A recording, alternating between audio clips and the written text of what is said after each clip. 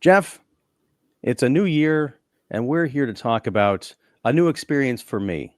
Um, I have only in the last several years become a fan of musicals. I used to detest them because I didn't know them, but I've never seen a musical in a foreign language, and that changed last week when you and I went to the Music Box Theater in Chicago and saw Jacques Demy's The Umbrellas of Cherbourg. Indeed. Um, I I can't stop thinking about this movie, and I can't stop thinking about a breakfast we had a few months ago where you first mentioned this movie to me, and like, because I think we were talking about La La Land Right. and how it is very much derided as a film by a lot of people. It has its fans, but it also has its critics, and I've never understood the criticism. And you said, we should talk about the Umbrellas of Cherbourg and La La Land. I wrote it down. It's in my ever-growing spreadsheet of topics to get to. But lo and behold, a little more than a week ago, I saw the Music Box has a 4K restoration of this 1964 movie up on the big screen. We could go see it as it was meant to be seen, and we did. And now we're going to talk about, in our continuing series, if you like La La Land. I'm going to amend this to say if you like or loathe La La Land, you're going to love The Umbrellas of Cherbourg, because I love both of these movies. I'm excited to talk to you about them because there's some history there. I'm talking to a kindred spirit in terms of our appreciation, so maybe we can turn folks around. Jeff, how you doing? I'm doing well, and super excited to be here with you and to have seen this movie with you, to sort of be there for your first time with it and have a very shared experience. I was looking at you out of the side of my eye, sort of wondering how you were responding to the sort of same things that I continue to respond to, even though I've seen it probably 6 or 7 times. And you did, including some of the sort of synchronized gasps or smiles or sort of shocks and stuff like that, all the way through the rather tough ending that the film has. And knowing that you also liked La La Land, which is, I think, a very good thing for somebody who professes to not really like or appreciate musicals, because I think that's a very modern one that not only is kind of contemporary, but also very appreciative of the past, to the point, as I said at the breakfast, and I think precipitated this, that Damien Chazelle has named The Umbrellas of Cherbourg as the greatest film of all time, and certainly probably the most influential on La La Land, if not sort of his entire approach to cinema, which I think is this combination of sort of the spectacular and the incredibly grounded, down to earth, which is hard to believe that those two things can live in a film together. But I think both La La Land and The Umbrellas of Cherbourg do. They both have these incredible flights of sort of the fantastical and colorful and beautiful and almost, too art directed by half. But then you also have these sort of gut wrenching emotions and these tough truths about life and love, and how they don't always have the Hollywood endings that we want them to have, even if so much of the rest of the film has a sort of Hollywood feel to it.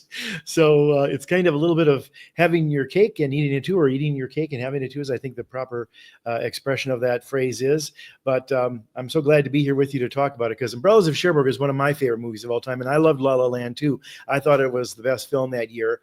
And a lot of people are cynical about musicals, but I think they don't quite get into the sort of, whatever you want to call it, the measure of disbelief, or sort of giving yourself into sort of the fantastical that you have to suspend your disbelief, right?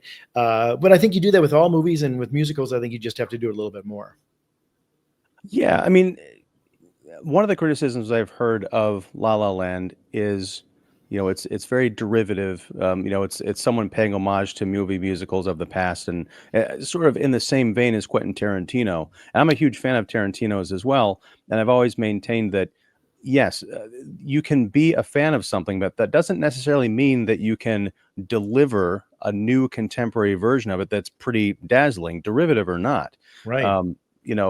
Musicals had not really been a thing, I don't recall, before the 2016 kind of La La Land renaissance, and now we've got musicals out the wazoo with one of the biggest films of the year, Wicked, Right. Which was based on a stage play, of course.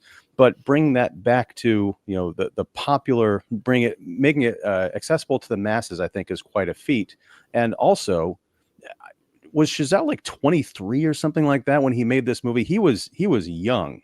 And so, especially to have someone coming up, becoming a filmmaker, and being able to pay homage to something that really struck a chord with them, no pun intended, but to have these be the results is quite remarkable. I mean, La La Land, just strictly from a matter of craft, not talking about story or performance or anything, which I think are Mhm. equally fantastic, but just in terms of craft, this is something that, I don't even think Spielberg pulled it off with his remake of West Side Story, in Mhm. terms of just being dazzling and kind of bold and very stirring.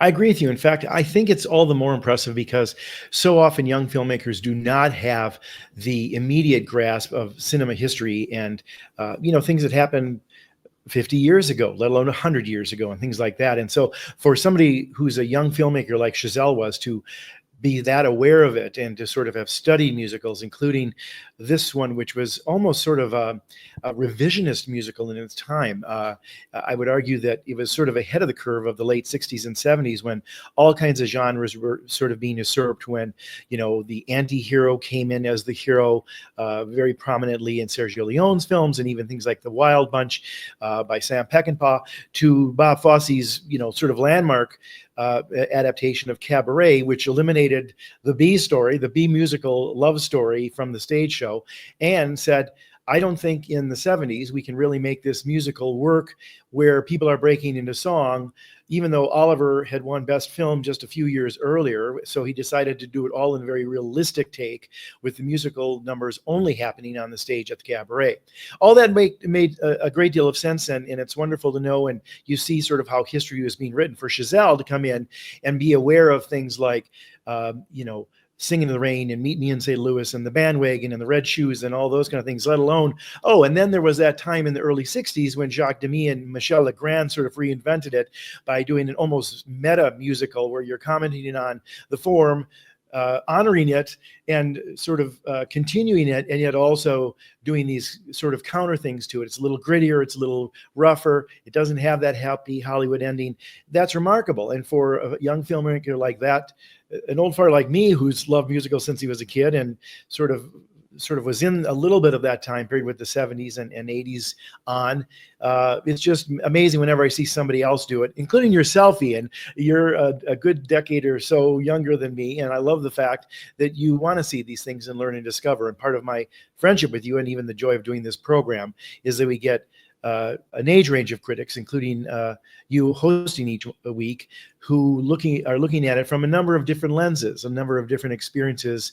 And as I don't know, maybe one of your older guests, it's always great when you get somebody who, it doesn't matter how young they are or their experience, that they have the same experience as I did when I was first seeing this movie when I was in French class, a sophomore in high school.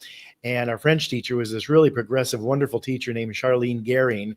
Took us all down to Milwaukee to see it at a big theater. It was, I don't know, 40, 50 of us. And she showed The Umbrellas of Cherbourg, and then we met for lunch and talked about it afterwards. And, not only talked about some of it in French, if we could, and sort of the whole French culture and language, but just what it meant. And for many in that school, they had never seen a musical, let alone that kind of musical, which played with the genre and usurped it as well. Which I can understand if that's your first musical, just Right. being perplexed by any musicals you see thereafter, because it's Right. unlike any musical I've ever seen. I know we're kind of bouncing back and forth, and we'll get back to La La Land in a second, but for those Sorry, I who didn't mean don't to go know, tangent there. no, this is gonna be the kind of the free-flowing conversation, because you can't really talk about, for the purposes of this discussion, you can't talk about one without talking about the other. Exactly. They're intertwined. But with the Umbrellas of Cherbourg, first of all, it's completely in French because it's a French musical. Right. So I took 4 years of French in high school, but I was still sitting there reading the subtitles. I'm like, I recognize some things, but not everything. Shut But down, shut also, down. We got that. Otherwise, not so much. right. I think she said, I love you numerous times. And she Oh, and did. that's actually something I did pick up on, was the not the tense, but the part of speech. I guess I'm butchering this, where one of the characters talks to our main character Genevieve and professes. He says, "I love you," but he says it in the non-familiar way. Instead of "je Right. t'aime," it's Right. like "je vous aime" or something like that. But anyway, the other thing that makes this movie remarkable as a musical is it's all sung dialogue,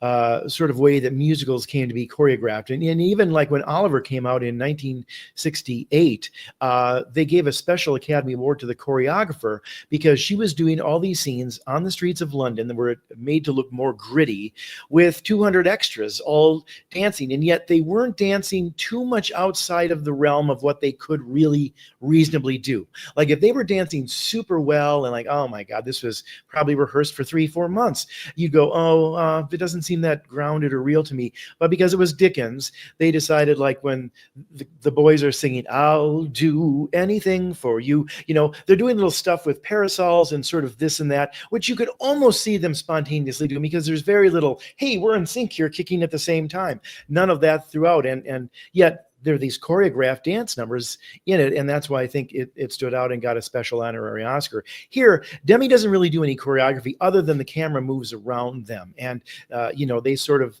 hit marks, and there's definitely compositional consideration of great merit here, but it's not the typical musical.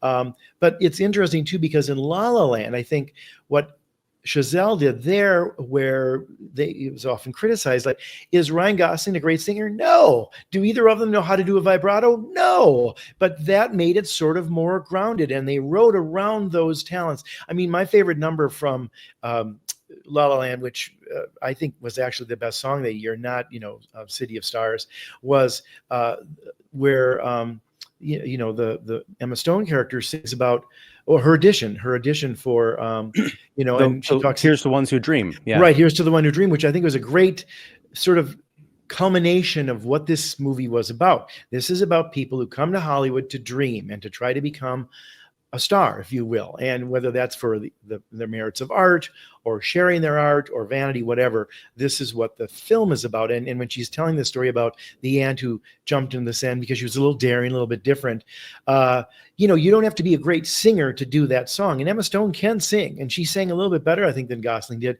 but it was written to almost sound like dialogue. And so that's a nod that Chazelle is doing to this film, where it's not, you know, where Russell Crowe got criticized for his performance in Les Mis because he can't sing the score. And that's right, Javert is a 3-octave range. Sorry, but he couldn't do it. And they probably should have cast somebody who did. But here it's like, you know, we're gonna just sort of sing it down here. And that worked for Ryan Gosling. And even with Emma Stone, you're like, she said I would do it again. It kind of sounds like conversation with just a little bit of up and down. That's an homage to the UMBRELLAS of Cherbourg, where, yes, you know, they're hitting certain higher notes or certain things that have a musicality to them, but neither of them are trying to be singers in the sense of, you know, great singers that used to be in musicals. I mean, my God, Judy Garland turns, you know, Have Yourself a Merry Little Christmas into a Three Hanky Weeper if you're easily moved. And, you know, and yet she sings it with that incredible voice and that strength. And it's supposed to be this sad sort of intimate song. And yet she's still singing with all this great lung capacity behind it. No singing through the nose for her. Well, and as far as Gosling goes, I mean, yeah, City of Stars is like his big kind of number, and there are, you know, I think the opening song, Another Day of Sun, I think the kind of follow up, Someone in the Crowd, and certainly The Ones Who Dream. Those are bangers. City of Stars is kind of safe, and, you know, it's not even as good as I'm Just Ken. It's kind of an internal ballad, if anything. You know, it's like he's almost singing it to himself, you know. Right, mumbling it to himself even.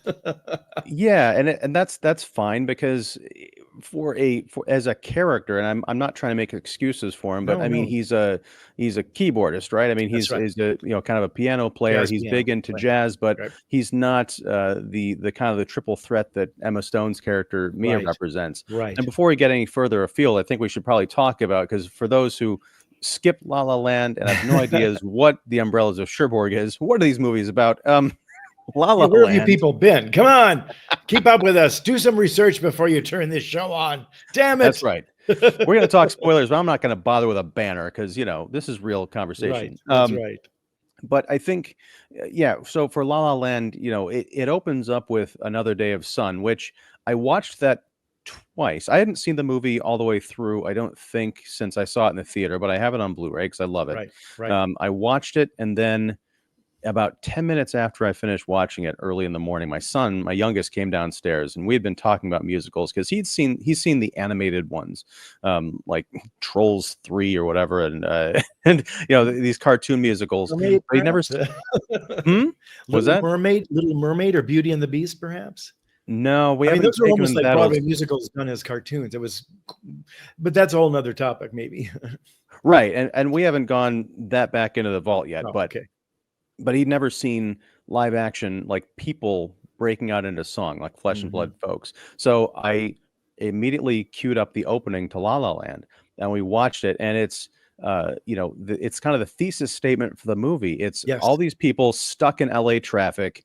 They're kind of miserable. They're flipping through the radio dial out of boredom. They're getting frustrated. And all of a sudden, they get out and they start breaking out into this wonderful, lively song about how all of these folks moved from all over the country, all over the world to Hollywood to pursue their dreams. right. And it's kind of a much like the rest of the film, it's there's sort of a dark undercurrent to it, Yes, because like even if you're gonna get knocked down and kicked to the floor, but then you got to get up because it's another day of sun. It's like that allure of California weather and the right. promise of megastardom, that it's gonna beat you down. Now I haven't seen Babylon yet, and I got to fix that, because after watching La La Land, I feel, from what I know of Babylon, that almost seems like the answer to a criticism of La La Land, which is, even though it doesn't have a happy ending, it's still very much the bright, shiny side of Hollywood. The worst that Mhm. happens in this movie is both of the main characters ultimately realize their wildest dreams,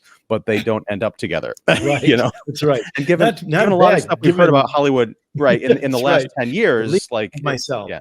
Yeah, exactly. No, it's funny you say that, because I think in many respects that's the parallel right off the bat that lets how Chazelle has been kind of influenced, not just in things like the color scheme and the romanticism combined with a bittersweet ending. We can get into more of those specifics, but the very opening of La La Land is almost like a paradox. It's a song about another day of sun and how every day in LA seems to be sunny. And to your exact point you just made, it's another opportunity to get up and try to become a star. And even though they kick you down and you don't get this audition and you don't hear from this agent, or you may be waiting tables for 3 years, every day is another opportunity to rise and shine. And maybe today will be the day. And yet it's a dark song. And you're starting off the musical with a rather dark song about sacrifice. I left him at a railway station, but I knew that I wanted to be on the big screen, and so I spent all my money, and here I'm sitting in traffic. Shit. But those are the opening lyrics. And so it's right off the bat, it's like, okay, Chazelle is telling us this isn't going to be necessarily as happy or bright and sunny as you think it is. And even though he repeats sort of the bright color scheme that Demy does in the Umbrellas of Cherbourg, lots of primaries, red and blue and yellow and green, and then some pinks and oranges that come out of nowhere. And yet that whole color scheme in that traffic jam, which again, to your point about would Spielberg do that, Chazelle shut down traffic on a good portion of the real freeway there at 3 a.m. and got prepped for the half hour that they had to shoot it. And I guess they did that a number of days in a row. But nonetheless, it's telling you right off the bat that this film, despite its sunniness, despite its brightness, despite the fact that people are singing, dancing, smiling, it's all youthful and energetic, it's going to be a little bit of a dark story. And he's foreshadowing it right there. And I just want to say, this is something I did not notice until this time with you, Ian. So maybe it's because I'm with you and we've had some dark discussions about films and other topics. But it's interesting when you go and look at the beginning of The Umbrellas of Cherbourg, and I'm going to send you out to see it again, and anybody else to rent it and watch it. It starts out, Jacques Demy shows us sort of a gloomy looking Paris. It's kind of a real looking, or not Paris, or of the city, Cherbourg, and it's kind of gloomy looking, and it looks like it's going to rain, and that's fitting because the title is coming up.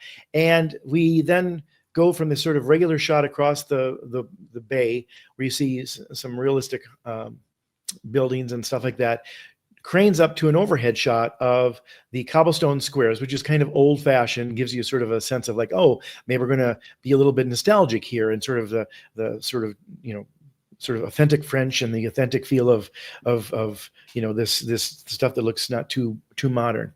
And then the rain you can see falling past the camera, and a couple umbrellas start to come by. And then a number of them are colorful. like, okay, that really goes against this sort of gray, hazy, kind of dull looking city. And every once in a while, he'll return to that dull looking gray city, but he often does pops of color, whether it's the umbrella shop or the alleyway outside Guy's apartment. But anyway, in the opening credits, you see this gloomy looking sort of French thing with raindrops, which are suggesting get ready for the tears, folks, because you're going to be crying. Oh, look, here's some color and fancifulness, until the sort of height of this colorful and fancifulness comes with these oranges and reds, and a baby carriage goes across the way. A person pushing a baby carriage, and then some other colorful umbrellas. And then towards the very end of the credits, after they've given you all the names of the people who have made the film, there is a very conspicuous, and this is what I did not notice until this time, a very conspicuous line of 6 or so black umbrellas, one after another in a row. Very traditional, very almost funereal, and it's just in a row across there before he kind of ends that sequence. And he's like foreshadowing everything right there. It's France, it's traditional, it's sort of modern, it's about tears, it's about sadness, it's about color and beauty, maybe the suggestion of a child, and yet ultimately it's going to be sad because something is going to die here. And it's like, holy crap, he just did that in the first 2 minutes of the film. How clever. Maybe too clever by half, but they don't even make movies half as clever as that today. So I'll take too clever by half any day of the week. Well, it's one of those things, and you said you've seen this movie 6 or 7 times, and you're Right. just discovering this. I mean, I've only seen it the one time, and I didn't pick up on it because as a first-time viewer, Sure. because it's a bona fide credit sequence Yes, it where you've is. got something Big going on names. the You can screen, see. but it's like Yep. it's not necessarily action or getting into the story. It's, hey, it's a bunch of umbrellas. Yeah, it's the Umbrellas Right. of Cherbourg. But I didn't understand because I didn't get the full context of the story. I had no idea what the movie was about walking into it. That there is, like Chazelle, the thesis statement that Jacques Demy is putting at the very beginning of his movie. I think that's genius, and I can't wait to see it again so I can really appreciate that. I love those levels. I think the thing about La La Land as well. First of all, I wanted to mention you talk about shutting down the freeway. With my son on the couch beside me watching Another Day of Sun, I had cranked it up a bit because watching it, down the basement, I don't want to wake people. So I didn't catch all of the lyrics and the kind of the stories of all these, transplanted Los Angelinos talking about where they came from, what they've sacrificed. But it is really kind of heart-wrenching in the middle of this poppy, very catchy tune. But Mhm. I pointed out to my son, who doesn't know all the ins and outs of filmmaking, but I said, "Hey, Luke, did you notice that the camera, from the moment the movie started till the end where everyone gets back in their cars and shuts the doors together, that it was all one movement, one shot?" Mhm. And he was like, "Whoa." Mhm. Because I hadn't really registered that, I don't think, until watching it with him. There Mhm. is one kind of a whip where maybe they could hide and edit, but other than that, these people are, we're weaving in and out of cars, following people. They're doing Mhm. somersaults and dancing across the hoods of cars. You're opening up a truck and there's people in the back playing, Right. bongos, and it's all fluid and it's all amazing.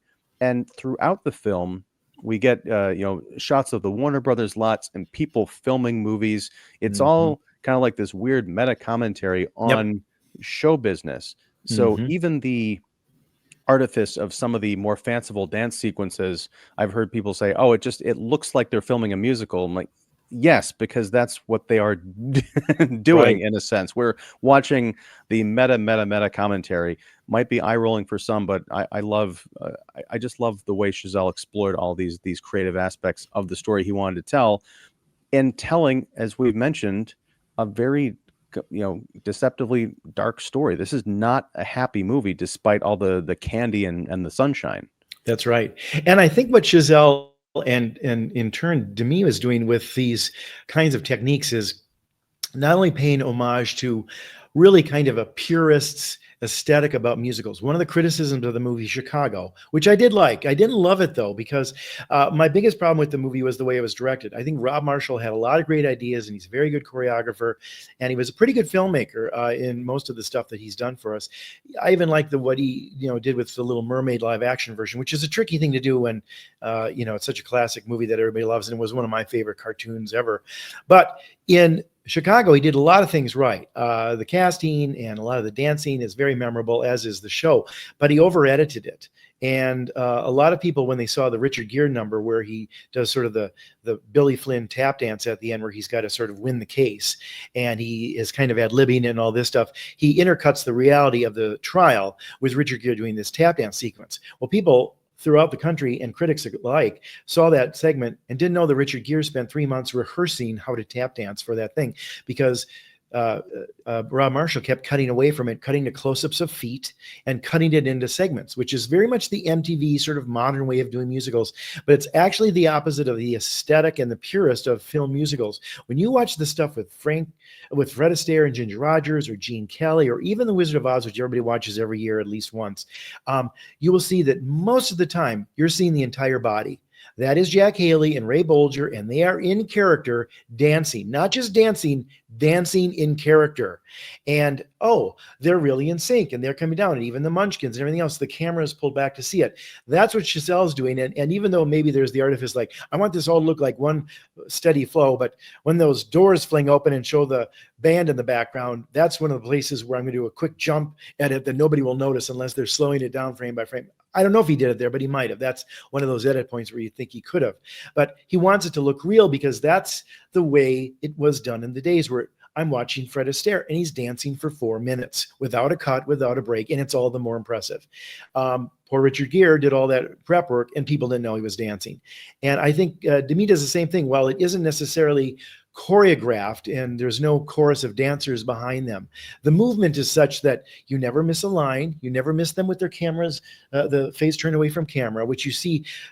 Go back and watch the Cell Block Tango number. He ruins that number in the movie Chicago because he keeps cutting away from the actors and it's so dark you can't see them singing, and it's lip sync, but so what? It could look still real, but Demy doesn't have that problem, and Chazelle doesn't have that problem. And there's still choreography going on. We talked about the one where the sidewalk seems to be moving without them actually walking on it. That's a deliberate move to just draw attention to them, sort of lost in their own thoughts. And the mechanics of having to do a tracking shot don't matter because we're going for a little bit of artifice here to elevate it.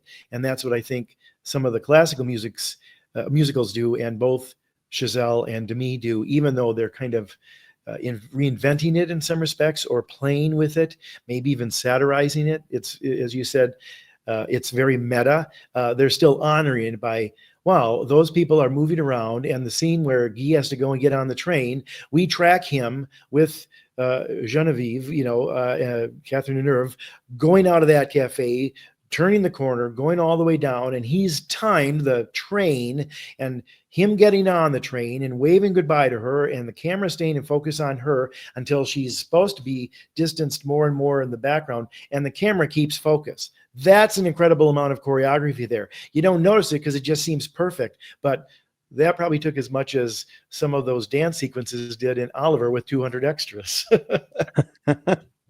Well, and that's the other thing. The other thing about the Umbrellas of Cherbourg, again, we're dancing back and forth. And I set up earlier, hey, let's talk about what these movies are about. And we kind of got off track again because that's what we do, Jeff. Sure, sorry. Okay. Sorry, my apologies. No, it's fine. No, it's me. I'm running the show. I should be apologizing to you and everyone else who's watching this. But no, we watched this in the Music Box in the little theater next to the big theater where everybody had shown up to see Nosferatu. Yes. A movie that I was not a fan of, except for the aesthetics. Yep, but after watching The Umbrellas of Cherbourg, I realized that, Robert Eggers art directed the Nosferatu within an inch of its life. He's very good at setting that up, but it still felt like I was watching someone who was trying to recreate what he thought the past was. And this is perhaps an unfair critique because Jacques Demy was working in 1964, 63, creating 1964/63. He was basically just creating a heightened version of the world that he actually lived in. Right. But it still felt like a world that you could visit. There are some kind of creative flourishes, but the wallpaper in each one of the rooms in Umbrellas of Cherbourg is insane. But you also believe that, people just, there can be eccentric folks who just want that dash of color in their lives. Right. The same thing with La La Land. Everything is kind of color coordinated. It is heightened, but it works with the theme, Right. which everything in LA is fake to some degree, Right. whether it's the And smiles heightened on even, people's even heightened, I would say. Yeah. right, from the smiles on people's faces to people not saying what they mean or expressing how they feel, Hmm. and it builds up until it just kind of explodes and everything's, ruined. Right. But the yeah, I guess my point was, if you're impressed by what Robert Eggers did with Nosferatu, and I'm not going to begrudge anybody that, because it looks great, and when you got hundreds of millions of dollars, you can kind of pull that off. Right. But watching what Jacques Demy did with a fraction of that budget 50 years earlier, really setting you in a time and place and feeling like it's a place that you not only could visit but would want to visit, I think is quite the feat. No, I agree with you. And again, sort of returning to the themes, which I think makes the Umbrellas of Cherbourg have these two sort of incredible levels that jibe well together, and yet you could almost take them separately. Where, for example, you just described in Nosferatu, where you really can't, because the physical aesthetics of Nosferatu are such that you go like, well, that's A-list stuff. I mean, it looks incredible. He spent every dollar, and it's all there up on the screen, from the costumes to the hairstyles to everything else, to how many rats they got and corralled during the shooting of that. But the story is lacking. It lacks tension. It lacks sort of reason. You bring in the Willem Dafoe Van Helsing character, and he does nothing really except, talk about platitudes about letting the woman out of the straitjacket that is our corset. And it's like, oh, I get it. It's a modern sensibility we've got. Let the woman, be who she is and unencumbered, and we're imprisoning her as much as Dracula wants to. I get it. Where in the Umbrellas of Cherbourg, you have all this color and this beauty, and he's doing little nods to like Stanley Donen and Singing in the Rain and the fantasy number Gotta Dance, where there's all the red rooms and the green, and it's these primary colors, and he's doing little homages to that. But then you've got this really strong story. And what I liked about La La Land, and this is, well, they have all these great aesthetics, the jazz, the color, those kind of things. You can see the parallels and the influences and all that. I mean, people forget that a lot of the filmmakers were into the beat and sort of the counterculture and jazz, which became a big phenomenon in the 60s. A lot of composers, Michel Legrand started out as a jazz artist. So did John Barry. So did Lalo Schifrin, a number of those people. Quincy Jones, they came from those sort of worlds where it was jazz focused. And then they became sort of these wonderful film composers. And Michel Legrand's score is very jazzy in many ways. It's got that da da da da da da da da. It's it's almost slightly big band, but then there's also this kind of moody, lone sort of clarinet being sort of jazzy for some of the solo numbers. But the aesthetics of both are about loss or sacrifice, if you will. In La La Land, it's there from the get-go. It's like, the fact is, it is a crapshoot, and it's a big gamble, and you probably aren't going to make it, but the important thing is to try. And when the opportunity knocks, you have to be ready to take it. And if that meant that Mia has to fly to Paris for a year to do the movie and leave Seb, her boyfriend, behind, it's like, well, you're never going to get that chance again, and you always are going to kick yourself if you don't take it. That's what you're here for. As much as you love me and I love you, and we've had a great year together, or whatever it's been, that's what you're here for. And that's what the first song sets up. And there she makes that choice. Is she entirely happy at the end? Yes. She's just not happy with Seb. That's one of those things where the timing changes. And love is timing. Love isn't just about like, well, I met the greatest guy and we have a great time together and we see eye to eye on everything and we love each other and it's filled with passion. Yeah, but where are you at the time in your life? Where is he at the time of his life? Do you have your careers figured, set out? Do you both want children? Are there other extraneous circumstances which are affecting you? And that's what Umbrellas of Cherbourg is all about. It's like, yes, this is a romance. And yes, we want these young people. Oh, Genevieve is only 18 or 19. What does she know of love? What does she know of life? Well, she doesn't know much about life because she hasn't lived too much of it yet. But then she gets pregnant. So there's suddenly this change. Guy gets drafted. He's got to go and do 2 years in Algiers for the French part of the late 50s when they're in that war. That affects the love story. And guess what? It doesn't always come back to like, oh, this will all work itself out in the end. That's the Hollywood ending. But both Demy and Chazelle are saying, no, that isn't real life. And God damn it, I'm not going to do that here in this musical either. Because if I'm usurping some of the other traditions, I'm sure as hell going to make sure that that's here to provide a counterpoint as well.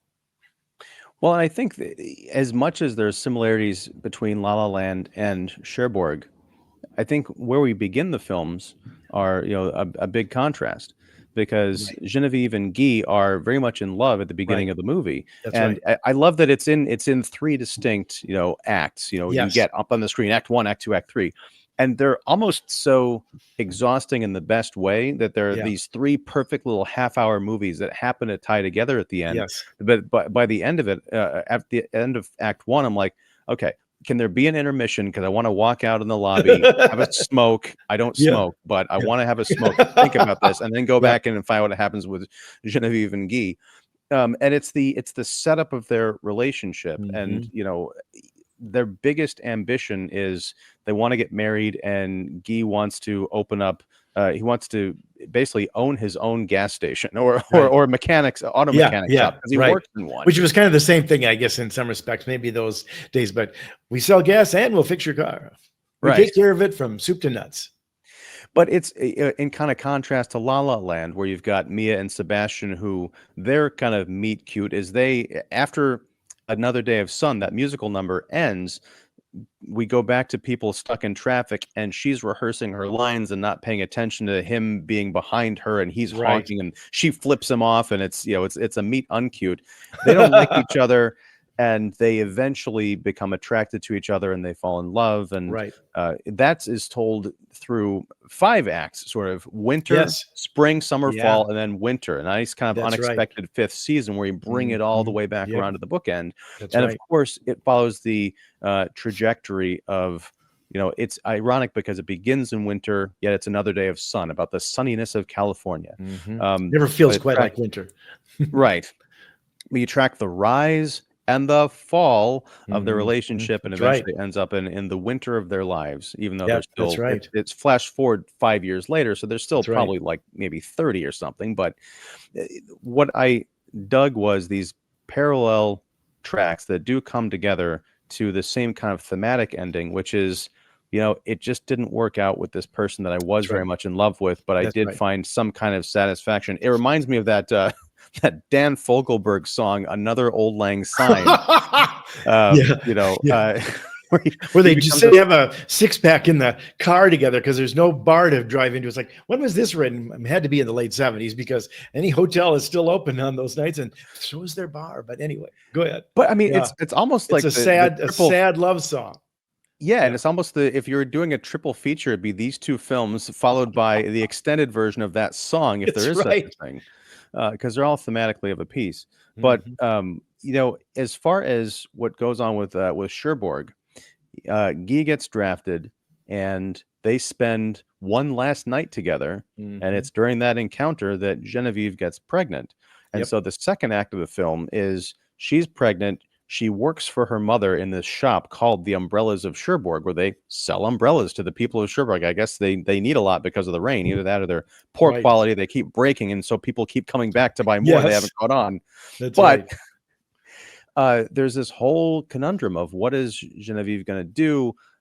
She's sending letters to Guy, but he is not responding, quick enough for her tastes, and we kind of come to understand later why that is. It's nothing wrong, but Mhm. he's in battle, right? That's right. But it's this He's got beautiful some relationship, priorities to immediately think about, like staying alive. right? But the second act is this beautiful exploration of a relationship between Genevieve and her mother, played by, I'm gonna get this right, wait, her mother, Madame Emery, played by Anne And Vernon, and Vernon, Catherine yep, Deneuve, yeah, plays, Genevieve, I should mention. I right. told you that this is only the second film I've seen Catherine Deneuve in. The first was Repulsion, 2 completely different kinds of roles, but Yes, enough to make me respect the hell out of this actress who is, she's just tremendous in everything she does she that I've is. seen, the 2 things that she's done. But so you get this really great relationship with the mom, and at some point, or you assume that in Act Three, Guy is going to return from war. There's Right. the introduction of this sort of successful businessman who helps the mother out of a situation because they're about to lose their shop. Mhm, And you're not quite sure if he's interested in the mom or in Genevieve. There's this sort mhm. of kind of cat and mouse Right, thing going on. right. But you figure, okay, Guy's going to come back, and it's going to be this love triangle thing. And it sort of is, but not really, Yeah. because by the time Act 3 rolls around, Guy comes back from war. First of all, for people who have not seen this movie but have grown up watching the movies that have come out in the 50 years since, someone coming back from war is shorthand for shell shock. They're not the same. They're dangerous. They're moody. They're flying off the handle. Guy is just, I mean, you get the sense that he's a bit world weary, but he wants to come back to the life that he put on pause because that's what was getting Right. him through this conflict, and it's just not there anymore. And we find out that the mother died off screen some time ago, and you're like, wait a second, what? We're not going to see this vibrant character anymore, Mhm. because for as heightened as this movie is, it is still very realistic. You go away and people die or they disappear, they move on. You just never get to interact with them again, whether you like them or not, Mhm. because she didn't quite approve of Guy necessarily for her daughter. But Right. at the end of the film, we flash forward some in time, and Guy has a family. He gets together with the I guess the nursemaid of his ailing aunt, Right. Madeleine. Madeline, played by Ellen Farner. Now, I gotta Yes. say, and I talked to you a bit about this after we came out of the movie, Catherine Deneuve is amazing. She's gorgeous. Mhm. But when I saw Ellen Farner on the screen when she's first introduced, I was like, wait, who is that? It was a literal head turn. Hmm. And I thought, I didn't know where she was going to come into the film, but I thought there's no way she can just be the nursemaid to the ailing aunt. If she is, Mhm. that's pretty incredible. But Guy's got some tough choices to make in the course of this movie. Right, right. Well, But go sorry, go ahead. ahead. Well, no, I was just going to say that's one of the great sort of counters to sort of musicals and sort of typical Hollywood plotting and storytelling too that Demy does that I think is really clever as well. Generally, the other woman, if you will, in this case, who is not even revealed as that at first, though there's little hints of it. I mean, you can tell that Madeline likes Guy and she's very attractive and she's kind of watching him and looking at him. And she's not a throwaway character. You can tell that just by the way they kind of introduce her. She comes in and she's this important character, and she shows up a couple of times to take care of Aunt Elise throughout that she's not just window dressing or a walk on. She's an important character and will become more and more so as the movie goes on. But I love the fact that she's attractive. She's a beautiful woman. I mean, many people will say Catherine Deneuve is one of the most beautiful women in the world, and she is. But the actress playing Madeline, Ellen Farner, is no, shrinking violet. She's stunning looking, beautiful, and she's kind, and she's taking care of an elderly woman, so she's responsible and she's fun and kind to Guy, and you can see that there's some banter between them. And I love the fact that Demy doesn't set up like, okay, she's going to be the villain we snarl at and boo, we don't like her. No, we like her a lot, and even, in The Sound of Music, you never like the Baroness, even though she's played by the beautiful Eleanor Parker, but it's like, boo, yes, every time she's on screen, get her off. How dare she send Maria away? But here, Madeline is like only grows stronger. And again, it's sort of foreshadowing. Demy is very good at foreshadowing, having these characters mean something.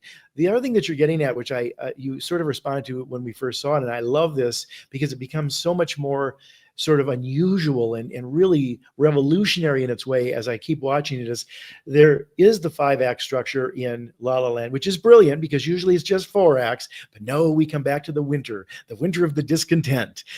I'm unhappy where I'm at, you're unhappy where I'm at, well, then we suddenly meet in the spring and love springs eternal and the summer of our whatever, and then the fall starts to show the decline, and then back to the denouement, which shows us both happy but separate, and but that's wonderful. I mean, that's a very clever structure that Chazelle is sort of screwing with typical Hollywood structure too.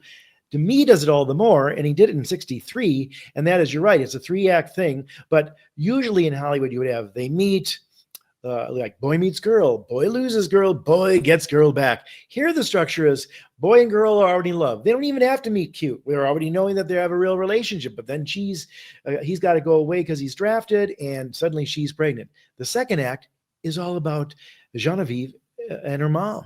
It's all about them. Guy isn't around. We maybe see just, I think, a little one piece of him. We see his picture, you know, in his war duds, and one Right. We little. don't cut to the No, battlefield or we him in the don't know barracks or anything anything. about him. Yeah. We're sort of devoid of him too, and missing him as well. And then suddenly Roland Cassard, the businessman who's, you know, sort of probably in his early 30s and could go the mother route or the daughter route. But in those days, I suppose, maybe in France, you know, it didn't matter. But and he turns out to be a decent chap too. You know, he's not unattractive either. He's handsome, he's kind, and you keep thinking, oh, when he finds out that Genevieve is pregnant with another man's baby, he's going to walk. No, not at all. He's like, I love you and still care about you. I hope that you can find it in your way to do that with me. And you can tell that she's going to have to work on a little bit because it isn't the pure romantic love that the first relationship was. But maybe this is how relationships more are. They're more thoughtful. You have to think about the person you're marrying and what your life and future and caretaking and providing is, or et cetera, et cetera. And she's in dire straits. And then the shocker of all shockers that both movies do rug pulls is in The Umbrellas of Cherbourg. The third act is Guy. It's all Guy. He comes back. His girlfriend is gone. The shop is shut down. He doesn't even know where she is. There's no way of finding her. They didn't have, you know, people searching those days on the white pages or the online looking up, finding people's addresses and such. But he gets back together with Madeleine. And then at the very end, now we reintroduce Genevieve, and it's 5 years later, and the child is growing up, and it's this bittersweet ending. But to your point, as you said to me in the lobby, he made the right decision. He went with the better person for him, and maybe fate actually had a little bit of a hand in that, because ultimately, I think she would have been probably the more reasonable person for him, because she was already dealing with the reality of tough worlds, you know, having to take care of an elderly patient, somebody who was dying. She was not going to get better. It was only going to get worse. And those realizations and the fact that she was self-sacrificing and knew what being a mother probably would be, because it's about taking care of this person who essentially is depending upon your care. What a wonderful rug pull, but also that 3-act structure. And here, we would love to despise Mia's husband in the last act of that fifth segment. But he's a good guy. He's handsome. Played by Tom Everett Scott. That's right. The Tom Hanks of 1996. That's right. That thing you do, right? Yeah. And we see a bit of their story that, oh, she's made a good decision. She hasn't traded off anything really. He's a good guy, and they seem very simpatico, and they're even in sync on a day. Like, do you want to just go? Yeah, let's go. Or should we just do this? Yeah, let's go in here. Let's, you know, drop in the jazz club. And I think that kind of rug pulling with audiences' expectations. And then the last thing I'll just say, and I don't want to jump ahead, but being mindful of it. I love the fact that Damien Chazelle says, do you still think this is going to be a Hollywood ending? Because he does this whole fantasy thing at the end. And I know you said it to me in the lobby. He's like, oh no, here's Genevieve rolling up to the gas station. Are they going to get back together and rekindle and it end in a cinch? No, that's not real. And same here. It's like, oh, we have this fantasy. Like, what if he had gone with her to Paris? Well, he could have played in the Jazz Comes there, and they would have been completely Oh, sorry, Jeff. And then we keep thinking, oh, this is the ending. This is what they're going to end it. And it's not. It's like, that's not real, folks. A lot of this may be flights of fancy, but I'm grounding this, and you know that from the very first number. Yeah, I think as far as the ending of Cherbourg, because I want to talk about that one first. Sure. It's, I think, the most musical choreography that we get in this musical that's not really a musical in the sense that we think about it. Right. But literally, Guy has opened this gas station. He's got a little, 3 or 5 year old, kid with Madeleine, who, it's weird because as unconventional a love story as this is, where you say the boy meets girl, boy loses girl, boy gets girl. This is kind of Madeleine's version of that. That's right. Because she loses Guy to Genevieve, but then in the end she kind of gets him back. Very well said. Nice. Subversively, nice. Yeah. But and we're rooting for all of them, because it's not like there's nobody's the real villain here. Even the mom, who can be a little dominating. She's looking out for her daughter. Well, but and I'll get back to my original point about the ending, but there's that bit where Genevieve marries that businessman guy, and there's the whole like they're coming out of the church and everything, but then we reveal Madeline in the extreme foreground. She kind of gets this look on her face, and it elicited a reaction in the audience. I remember people were like, "Oh shit," kind of laughing. And I Hmm. think in a more traditional, or not traditional, but in a more modern film, that would have been the seeds of the manipulation, where Yes, she would have gotten in contact with Guy or something and said, "Hey, guess what your girlfriend just did? She got married. I'm still right, here." But that none of that played out that way. But what I right, love is they've got the gas station. Madeline wants to take their young child to look at the toys on the main street or something because it's Christmas time, it's right, snowing. right. They walk out, they leave, and right as they leave, Perfectly timed. Genevieve's car comes in for service. Yep. And then they have their moment, and they, leaves the child in the car, and they have a conversation in the service station, and then they figure out, well, this is all for the best, no hard feelings. And then she leaves, and as she pulls out, Madeline and the kid come Child walking return. back in. It's ships passing in the night. It's perfectly timed, and it sounds cheesy, but watching it, it's so moving and so perfect, and Hmm. it's a great way to end this movie. And you kind of like, we're pulling back, and they're going back into the gas station, and kind of like having a great kind of holiday time. And it's just it's a wonderful Hollywood ending that just happens to take place in a in a French suburb.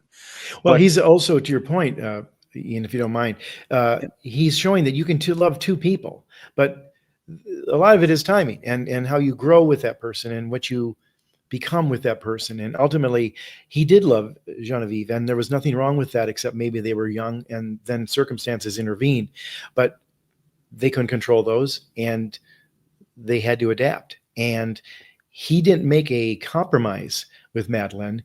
I think in some respects he made an upgrade because she had gone through the maturity of being a nurse, of waiting, of being patient. And to your point, when she is watching the wedding, she's probably there because, like, I think this is the girl who Guy used to date. And I just want to make sure.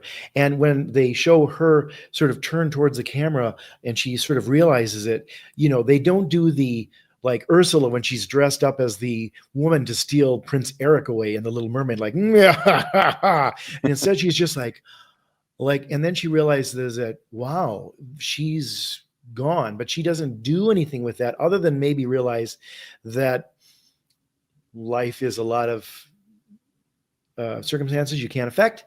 And I'm here with Guy, and we have this happening together. But there's that key scene, and that's why I really interrupted you. Is I love the fact that Demy and Legrand put in this scene where she basically says, in a very strong, almost sort of feminist way, like, I don't want to be number two, and I don't want to be your second choice. I want you to love me because you love me and you want to be with me, and I am your number one and not your backup plan. And he says, or sings, oh, absolutely. And he's clear about that. There's no second guessing. You know from his face and his passion that he absolutely has fallen in love with her, and he's moved on everything else. And she just sort of lovingly sort of like melts into him as one, almost, like on his hand, like, oh, like, I love you. And here's this great love story kind of now starting. And then flash forward a couple years later, and they're still in love and they're laughing. And after Genevieve left and the kid and the wife returned, they're buoyant as ever. And it's like, well, that was 10 minutes of my life that was kind of a bummer, and maybe I'll think about that. And yet I'm smart enough and mature enough now to realize that that was then, this is now, and I'm perfectly happy. And I might have broken up with her because we didn't get along when she had the child or something else. Who knows? But none of that matters because it's moot. I'm with her. Madeline's the love of my life. We have this child together, and I'm perfectly happy. And Genevieve is too. She married a good man, and she had the child, and he doesn't even feel the need to meet the child. It's like, he's not my kid anymore. He's your enroll. He's basically belongs to you and Roland. Let's leave it that way and keep it clean. I love that. there is that moment though where he Yeah. realizes who she is, and then, oh, Yep. there's a kid in the car. Oh, that's the kid in the car. Yes. Yeah. But it's And not what's the it's not name a of big that deal. kid? The name they talked about.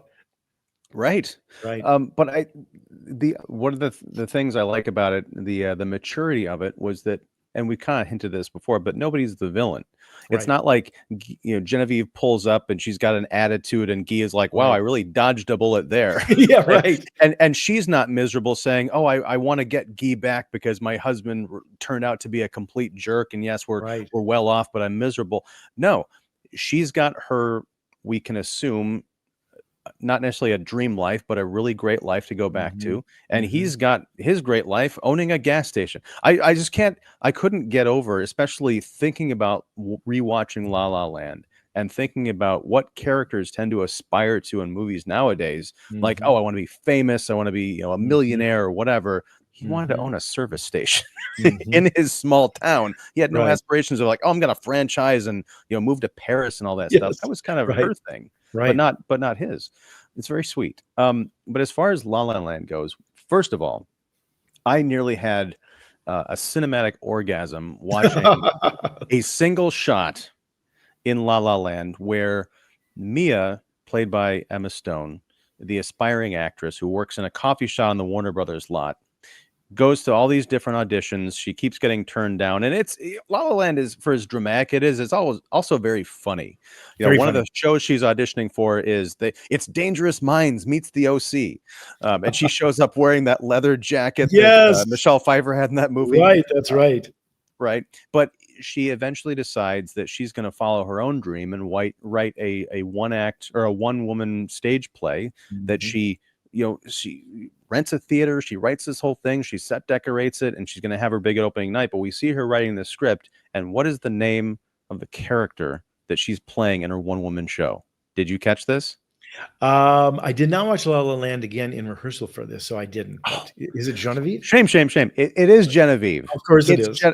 and I watched it. I'm like, Yeah. oh my God. And that means nothing to I know people out there are probably gonna be like, you're too easy, Ian. Well, yeah, sure. I'm a softie, I admit it.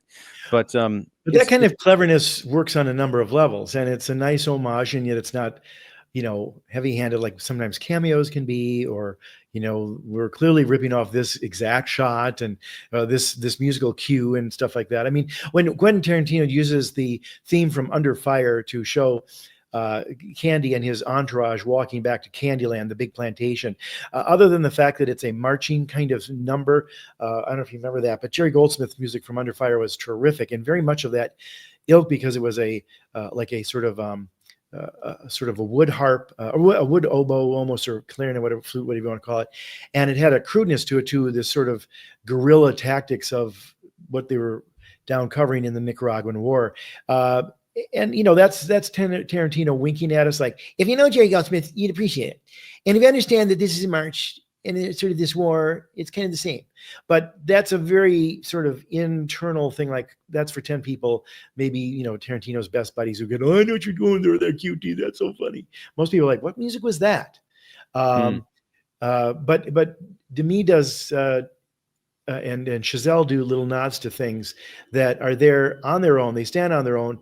But if you know them, you know them, but they're not heavy-handed or sort of a little bit show-offy like that. Genevieve is there as it could have been, Sandrine or Catherine. It would have been, if it was Catherine, it probably would have just been the same thing. Like, oh, it's a little nod to Catherine Deneuve. But yeah, I love little things like that don't get in the way of the actual storytelling. But as a film fan, because you're probably aware that there's a meta quality. I mean, one of the first things that happens in the first number that's sung in Umbrellas of Cherbourg is in the men's locker room where the gas station attendants and mechanics go. One guy says, "What are you doing that?" And he says, "We're going to the opera." He goes, "Oh, I don't like musicals. I like movies better." And it's like, oh, Demy is having a little fun with, well, this is a movie and a musical, and every damn line is going to be sung. So buckle up, Buster. and that also got another great reaction in the Yeah, theater, right? right. But the other thing about Chazelle doing La La Land is these are flourishes I didn't really pick up on, but just thematically throughout, this movie is tight Yes. because Mia gives her one woman show, and like maybe in the whole small theater, 15 people show up. And of course, Sebastian didn't make it because he was doing a gig that he had Right. forgotten about, but he was obligated to do. Right. But at it later on, we find out that one of the people who was in the audience was a casting director who was really impressed with Mia's work and wanted her to come in and audition. And it harkens back to the string of lousy auditions, the heartbreaking ones in the Yes. beginning of the film. And we have that great scene where Sebastian drives out to her house. She goes back to stay with her parents for a bit to bring her back to Hollywood and says, you know, you've got this audition. She's like, I don't want to go through this again where I'm trying to do my thing and somebody's like ordering coffee or flipping through other headshots or they're on their phone. And he's like, no, this lady wants you for this part. So it changes the dynamic of it. And he pulls up the next day. He's like, I'll be there at 8 a.m. Your audition's at 5. We can just make it. So be out in front of your house at 8 a.m. And he shows up.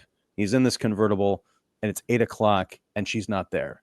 And he's like, well, shit. And so he starts driving away. And she immediately shows up with coffee and croissants or something. It's She was getting road food, breakfast for the road. Right. It's a nice kind of winking thing. This movie is very cheeky. But as far as the cleverness, how did that woman discover her? She was in the audience of that one act or that one woman show.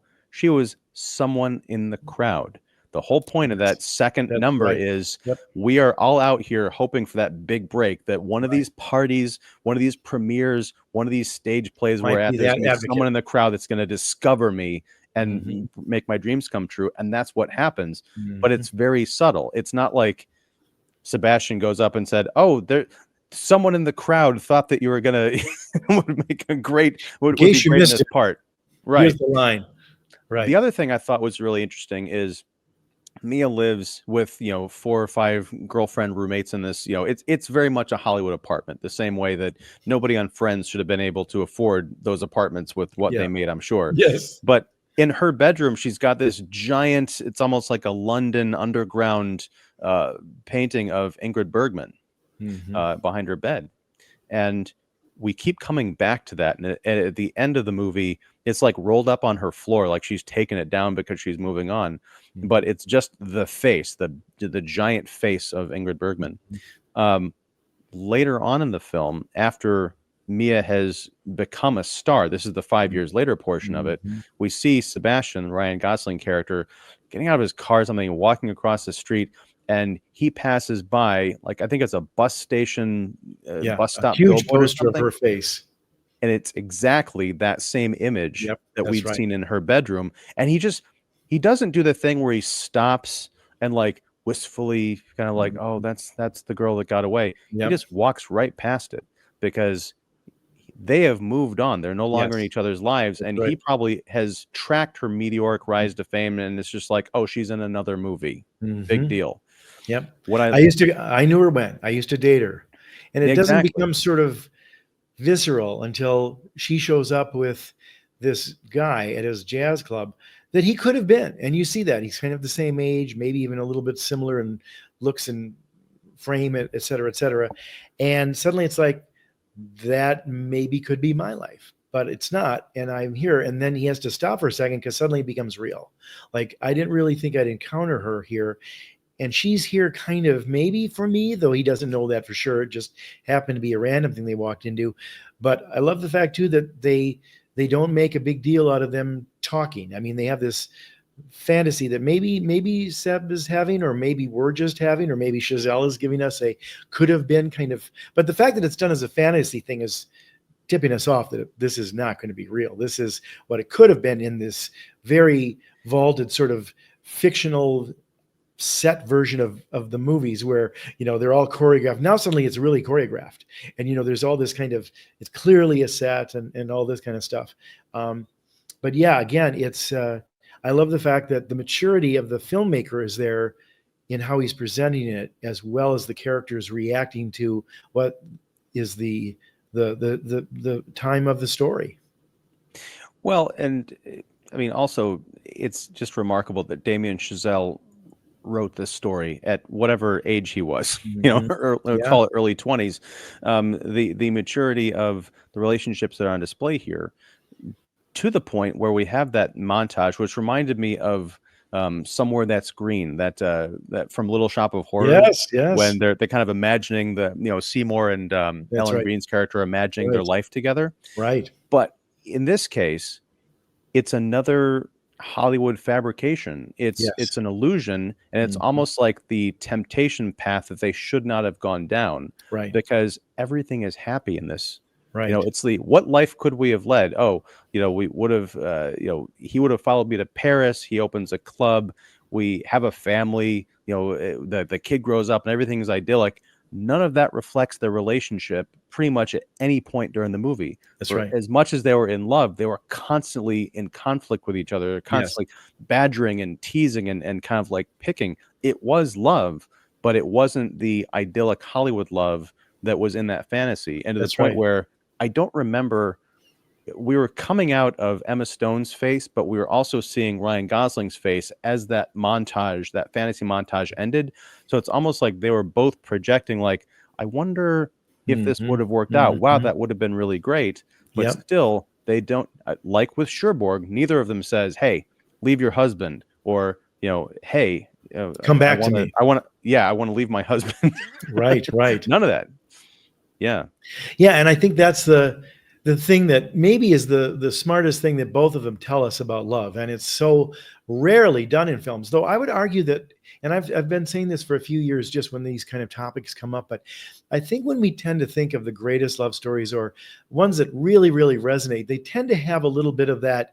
Um, what might have been and sort of the realities of life sort of standing in the way. Because if it's just fade to black, happily ever after, the end, it's like, well, what do you think about what do you talk about afterwards? It doesn't seem very realistic, as most of us don't get very many happy endings. Even, it's an ongoing life and we try to be happy, but it never is quite as idyllic. But you think about whether it's Gone with the Wind or The Way We Were or things like that. It's very rare that love stories end with this perfect, like, bus at the end. I mean, yeah, When Harry Met Sally aside, that's a little bit different. And there's plenty of those out there that work well. But I sometimes think the ones that resonate deeper, and I think one of the reasons that La La Land did and Umbrellas of Cherbourg was such a phenomenon when it came out is for all the reasons we've talked about this last hour, but also the fact that it had the maturity and smarts to say, this may be a movie musical, but it's not going to go all the way with the Hollywood ending. And that is going to give it a weight and gravitas that I think makes it all the more memorable and maybe stick with you. Right. And I think in some ways, it kind of presages what would happen in the later '60s with, Peckinpah and the Wild Bunch, or Bonnie and Clyde and things. You've got the gangster picture or the Western, but you've got these really whether it's Bonnie and Clyde really being these demented kind of psychopathic Mhm. characters played by really attractive people, Right. or when the case of Peckinpah and the Wild Bunch, you've got a Western, but it's more of a meta commentary on men out of time, and it's Yes. also the bloodiest thing that people have seen up on the big screen Yeah. in quite a while. It's not I like, mean, shot, I again, fall over. he's There's blood packs going off. Yeah. well, it's funny that you say that because I think in some respects, those films all are playing in the genre and also playing outside of the genre. They're Mhm. respecting plenty of the tropes and the things that we want and those, and yet they're also saying, not quite, that's not really how it is, or we're going to do something a little bit different, or haha, you think that's realistic? No, here's what happens. William Holden gets gunned down, even though he's the hero and he's been playing good guys or at least the hero in most films and stuff like that. Nope, he's going to die a terrible death, and you're going to watch it, and there's no dignity in it. Or same with Warren Beatty and Faye Dunaway. I mean, it's almost shocking to think that here we are kind of glamorizing them because they were the celebrities of the day. They were like Hollywood movie stars to people in 20s. We talk about the guy who shot the United Healthcare guy. Well, it's a little bit of that. People related to, yeah, I don't like the banks taking away my business and me being on the bread lines and depression, all that. And, these guys are sort of giving the finger to the man. And yet here, we cast two beautiful actors as Bonnie and Clyde, and yet they're vicious and they're psychopathic and they're terrible. And they meet the demise of people who are bad in a really, Yeah. really bad sense. And Arthur Penn even slows it down for us in the sort of Sam Peckinpah thing. He does the same in the Wild Bunch. We're not just going to kill these people. We're going to make it into a slow motion ballet of death. Just to remind you, yes, you're watching a fun gangster movie, but it's also a vicious one, or a Western that's kind of an anti-Western. Same here. This is a musical full of song, full of, upbeat dancing and choreography and love and exuberance and color. And yet love is very rarely the happy Hollywood ending. For sure. We got to talk about the Wild Bunch someday, but the Oh, thing yeah. that the image that always strikes me, I mean, there's tons of images in that movie. They're just so unforgettable, but it's when William Holden's character dies. You know, he gets up on this machine gun essentially and starts Yes. mowing down all these people, but he gets taken out. And then you've got Ernest Borgnine screaming his name, Pike, Pike. And you just see William Holden's dead hand on the handle of Mhm. this gun, and the Mhm. rest of his body had fallen out of frame. But it's just so realistic. It's not a Hollywood cowboy movie death. It's like, oh, he's a corpse now. Yep. It's so shocking. But uh, I think that's probably a good place to leave it as far as Yeah. We just talked about two musicals that are great musicals, but also sort of great anti-musicals in their way. right. And I think Or movies that broadening need musicals, movies that broaden the definition of what a musical can be. for sure. And I hate to use the phrase, subverting expectations, but with Cherbourg, yeah, and I think it did it win best foreign film in that year in '65, or it was I'm not sure, but nominated. it I'm won. pretty sure. Yeah, it was. In fact, I think it got nominations in '63 and '64 because it was a foreign film in '63, and then as a film finally released in America, they were able to nominate, I think, for score twice. One of those sort of weird rules that I'm not sure you could do that today.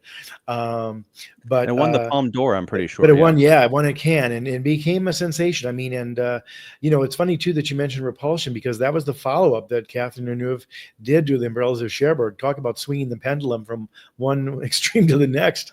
But that sort of cemented her as this force to be reckoned with, as not only a terrific actress, but this very strong, powerful, smart actress who was able to do a number of things.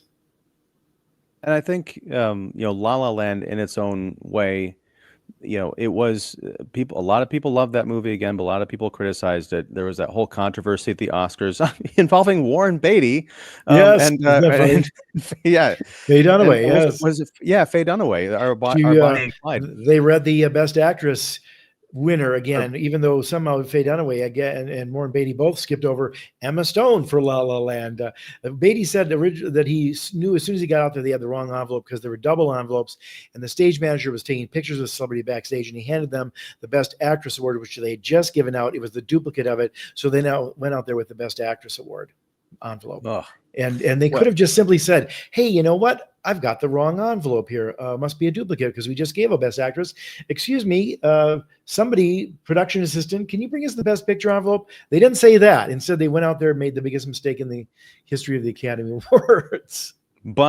and I'm sure they named the policy after whoever screwed it up, because I understand that after that there was like a Academy policy against like taking selfies or being Yes, right. distracted in that way while the ceremony is going on. Mm-hmm. So yeah, but yeah, La La Land, for those who have never seen it because they hate musicals, for those who have never seen it because they've heard it's terrible or because they think it's going to be cheesy and lovey-dovey, to those who have seen La La Land and didn't like it because of the hype or whatever, I recommend giving it another shot. And I recommend watching The Umbrellas of Cherbourg as a companion piece to it, because they are very much interconnected. They are their own films with different voices and different Right. things to say. But Chazelle was very clearly influenced by Jacques Demy, as he has admitted.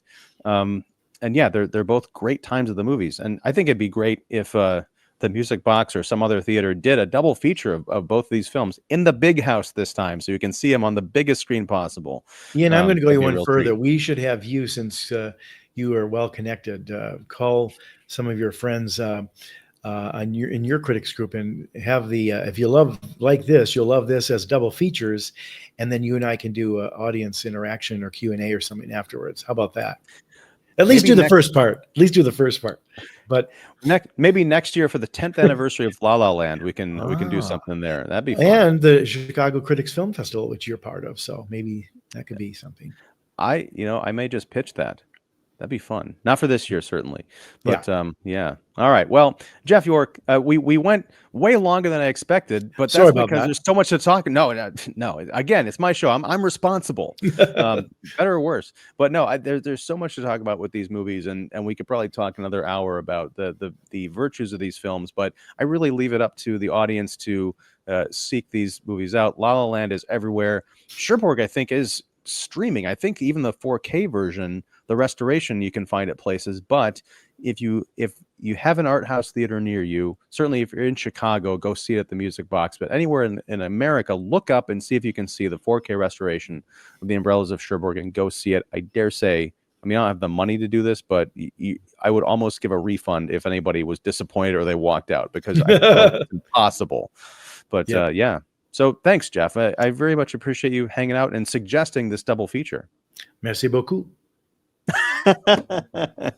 All right. Well, as I say en français, à bientôt, which means see you soon. But everybody out there, if you like this show, please like and subscribe and all that business. If you've got thoughts on La La Land or The Umbrellas of Cherbourg, please leave them down below, and we'll take them under advisement.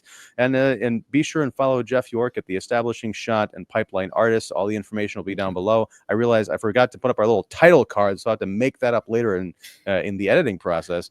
But yeah, until next time, whenever that is, whatever that is, thank you very much and take care. Hey everyone, Ian here. I know, long time no see. But if you like the video you just watched, feel free to subscribe to Kicking the Seat right here, and also check out the playlist and recommended video right here. Thanks for watching.